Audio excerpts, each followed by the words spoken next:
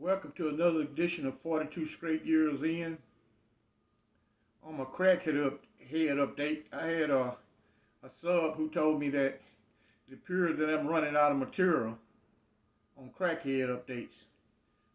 It's just that I'd moved to another area of Dallas where I lived at in Oak Cliff. I can just walk out the house and there they are walking, going to the bus stop, going to the train station. They're easy to find. Where this area is the income is a little bit higher. There's a lot of high rises over here, and it's a little bit different. But they got crackheads. Now, due to the pandemic, I don't get out and move around or not. These people are easy to find here. This is a big city full of dope fiends. They're easy to find. I can go to South Dallas right now and just park at Big World. And there they are right there. Women and men walking around all zoned out. So the crackhead is easy to find. The lady who sleeps across the street at the bus stop, the task force for homeless just haven't seen her yet. They rides around all the time. If they see a homeless person at a bus stop, they runs them off. They put a tag on your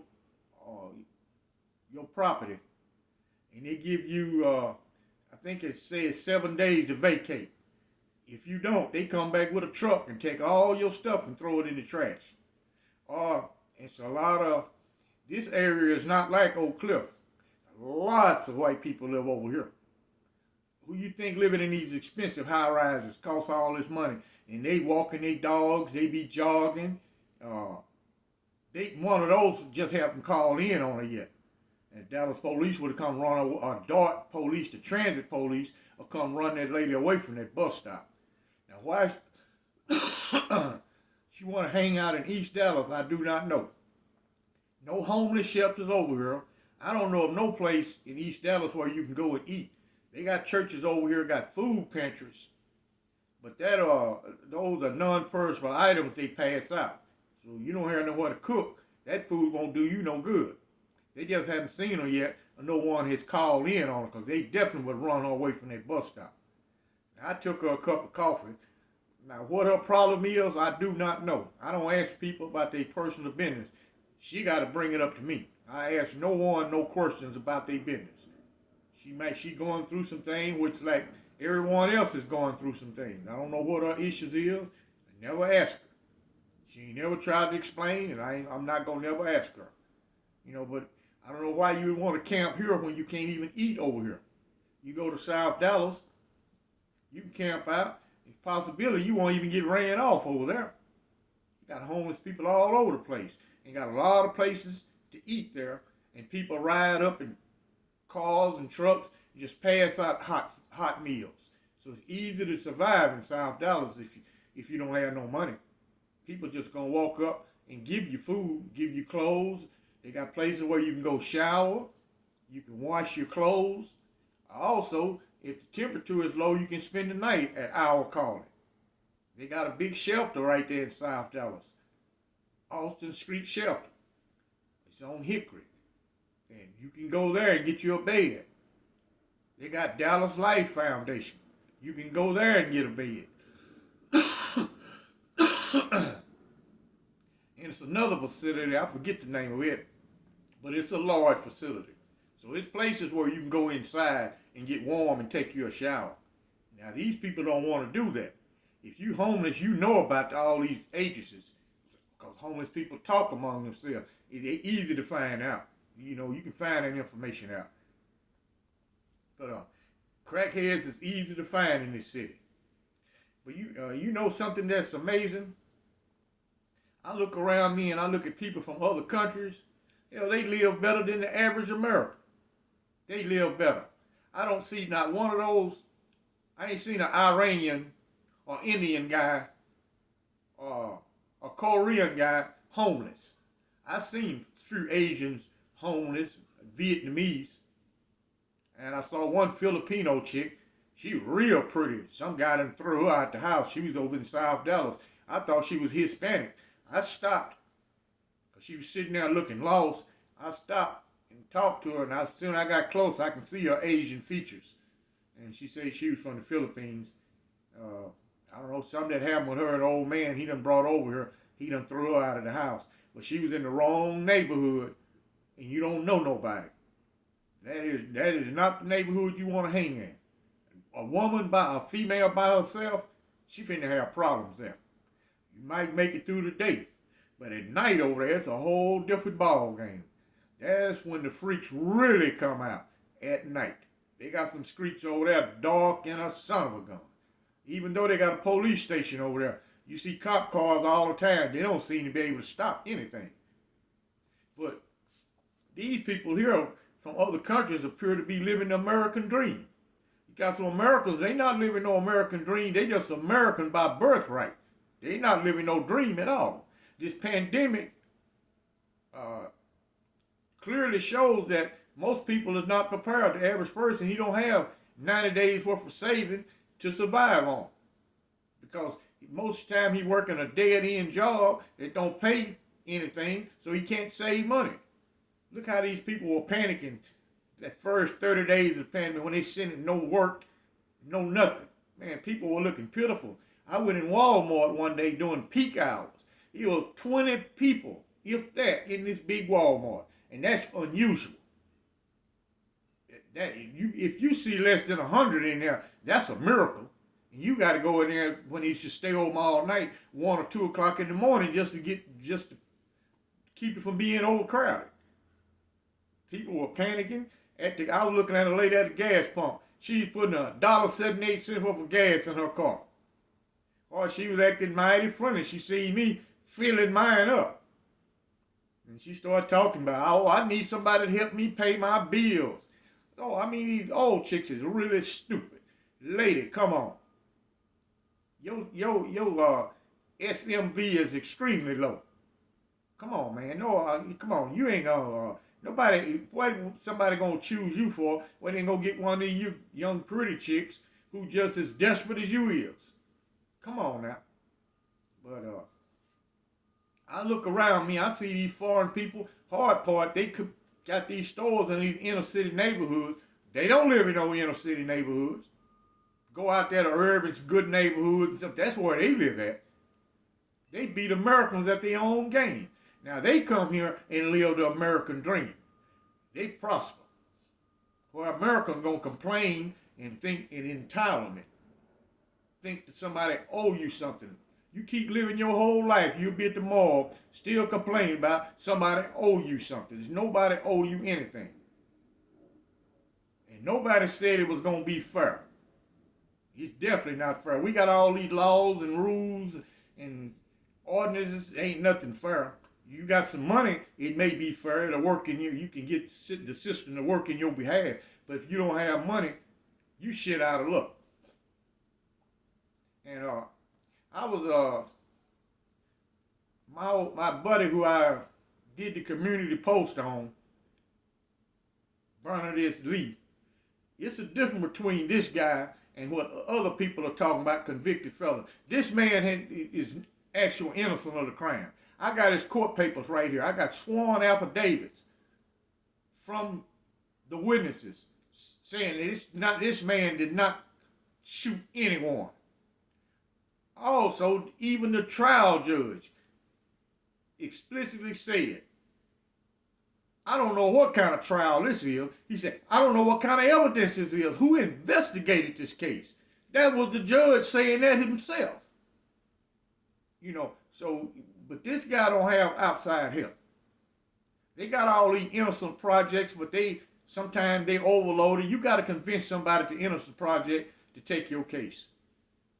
And a lot of times they got a backlog. But this man has been locked up going on 25 years. He just turned 45 last month. Been locked up since he was 20 years old. But he don't have no outside help. So he's stuck in prison.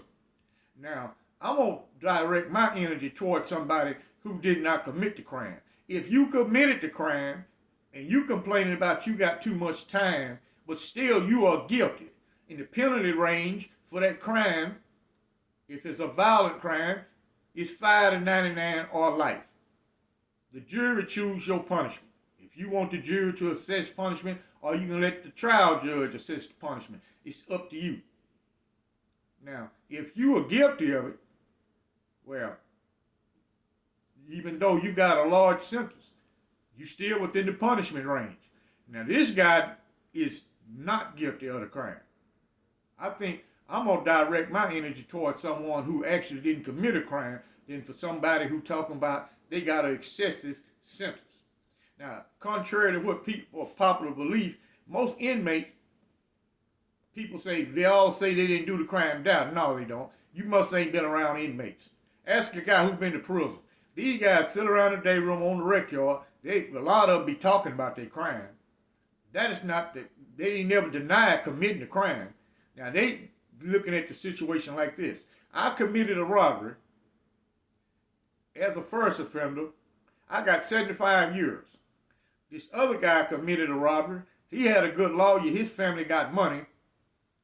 He got 15 years. For the same type of aggravated robbery, I get it. The indictments will read the same except different dates, different location, and different name. An aggravated robbery is an aggravated robbery. How did this man get 15 and I got 75? Now they'll complain about certain things the attorney didn't do, ineffective assistance of counsel. That's one of their favorite arguments. But very few, the few guys who I've ran into who say they didn't commit the crime, it all come to the light after the wash. They get acquitted. The guy who they made the movie about, the Thin Blue Line, he was at the Eastham unit with me. Man, this man, anytime you start a conversation with him, he'll tell you, hey man, I did not kill that cop, man. That's the first thing come out of this guy's mouth, man. If you listen at him, he'll sit there and talk to you for hours and hours about his case. Found out he got acquitted. And they made the movie, about him, the Thin Blue Line. That's what got him out. I got a buddy here in Dallas. The same thing. A guy who I helped out. Man, when I talked to this guy, I've noticed something, man. He always was, he wasn't like the rest of them young guys. He was sociable, but then he was not sociable. He was no gang member. He hang by himself. And I used to observe him. Every time he get a problem with one of them gang members, he'd whoop his ass. Because this guy had a nice boxing game. He ain't do no backing down. I used to sit and watch him. Sometimes me and him be on the same basketball team. So that made him start talking to me. And I ended up being able to help this guy out. Now he's right here in Dallas. He had a 50-year sentence for sex assault on this young chick. He was living at her mother had something going on. She was a nurse at Parkland Hospital. She leave him at the house because he living at her house. And the little 16-year-old daughter come on with it. She started bribing him out of money. He was paying the money. She got so bad he moved out. And he stopped giving her money. Then she told her mom. They called the police. He get arrested. Man never been in no trouble in his life. Gave him a 50-year sentence. They offered him 25 to plead guilty. He wouldn't take it. So they gave him 50. Now this man spent 11 years in prison for nothing. He ain't. Now those are the kind of guys that I'll direct my energy toward. And I ran into several of them. And it always come out in the end, they're telling the truth. If you already got the time and you served it, you ain't got no reason to lie about it. It's too late. What you gonna tell another inmate? Hey man, I didn't sell them drugs. He right there with you, got on the same prison clothes you got on. Ain't nothing he can do to help you. Nothing he can do. But most of the people that I hear say that, they always get acquitted. It might take some time, especially when you ain't got money and you ain't got outside help. It's hard for you doing something from the inside. It's real hard. Now these people, like my buddy, me and him was at the Styles unit together where he's still at. He done did all his time has been at the Styles unit in Beaumont, Texas. He do everything he can to help himself. But it's hard when you're using snail mail. People use email now, texts, FaceTime. He ain't got access to all that. He got to use snail mail. He ain't got access to a copy machine where he can copy different parts of his court records to send to somebody, hey man, here the official court documents in Dallas County. He don't have that. He don't have that luxury. Now he sent them to me. I got him sitting right over here. His court papers. And I've seen and read over, and I read them over again. He got sworn affidavits from the witnesses who came forward, even from the detective who investigated the case. Come on, man. All he needs somebody to do is get his case back in court. That's what he needs. A church can do it. T.D. Jakes right here in Dallas, he could do it, but he got an organization to help inmates, a reentry program over in Oak Cliff, but you got to jump through hoops just to get in that program. I went over there and talked to him, man, you got to jump through hoops. And he don't just dry help nobody. He don't do that. This man got all the documentary evidence that you need. And still, he's been locked up going on 25 years. And matter of fact, his dorm just came off of COVID-19 lockdown. They had one guy fell out in the dorm. They put them all on lockdown. Now, one subscriber asked me to call Lion Willie and ask him about, do they have COVID-19 on Mars? Now I just got off the phone with Lion Willie. He sent me a picture of him and his old lady. They sitting there drinking Hennessy. And when he drinking Hennessy, it is on. Now this is what Lion Willie said. He said, no. He said the Martians are not affected by no disease. He said the average age on Mars is 175 years. And you just becoming an adult at 175 years. He said they don't know nothing about pain and suffering, hunger. He said they ain't even got to eat. They ain't got to drink water. That's what he said. He said they don't have high blood pressure. They don't wear glasses.